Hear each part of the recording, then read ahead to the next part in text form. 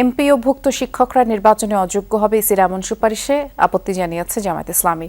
সকালে নির্বাচন ভবনে কমিশনারদের সাথে বৈঠকে জামায়াত ইসলামী এই আপত্তি জানায়। বৈঠক শেষে দলটির সেক্রেটারি জেনারেল মিয়া গোলাম পরোয়ার বলেছেন, সংবিধানে এমপিওভুক্ত শিক্ষকরা নির্বাচন করতে পারবে না এমন কিছু নেই।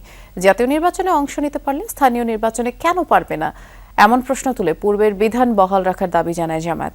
এ সময় নির্বাচন কমিশন সচিবালয়ের অতিরিক্ত সচিব হিসেবে সদ্য নিয়োগ পাওয়া মোহাম্মদ শামসুল আলমের নিয়োগ বাতিলের দাবিও জানিয়েছে দলটি। ইসির সাথে বৈঠকে জামায়াত নেতারা বলেন, রাজনৈতিক নিয়োগ নিরপেক্ষ নির্বাচনে বাঁধা, নিষিদ্ধ দলগুলোর পদধারীরা যেন নির্বাচনে অংশগ্রহণ করতে না পারে সেই দাবিও জানায় জামায়াত ইসলামী। মিয়া গোলাম পরোয়ার বলেছেন, স্থানীয় সরকার নির্বাচন কবে হবে সেটা ঘোষণা করা ইসির দায়িত্ব, মন্ত্রী বা কোনো দলের নেতার নয়।